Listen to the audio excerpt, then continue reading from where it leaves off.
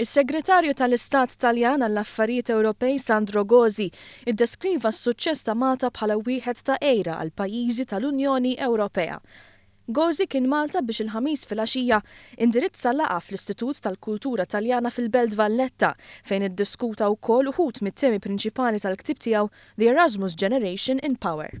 Is growing much more than the union average. We are very jealous of the growth rate of Malta, and Malta is playing a key role on some of the more strategic issues. I think of migration, I think of the Mediterranean, I think also some economic aspects. Gozi stqar li parti mis-suċċess ta' pajjiżna huwa l-Prim Ministru Joseph Muscat li jgawdi rispett kbir fost l-akbar mexxejja tal-Unjoni Ewropea. Joseph Muscat is very much appreciated around the table in the European Council. He represents a new leadership, a young leadership, and he is very influential and is very much respected.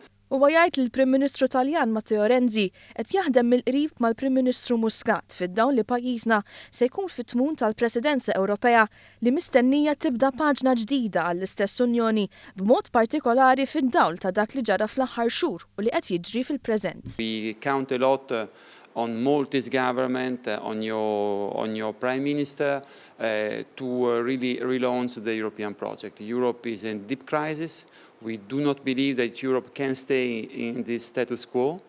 Gozi tkellem b'mod partikolari fuq il-kwistjoni tat-terrorizmu li qed tolqot lil pajjiżi Ewropej u li qed tħalli ċertu biża' fost iċ-ċittadini kif ukoll dwar dak tal-immigrazzjoni fejn qal li l-Gvern Taljan huwa kommess li jkompli jaħdem ma' dak Malti.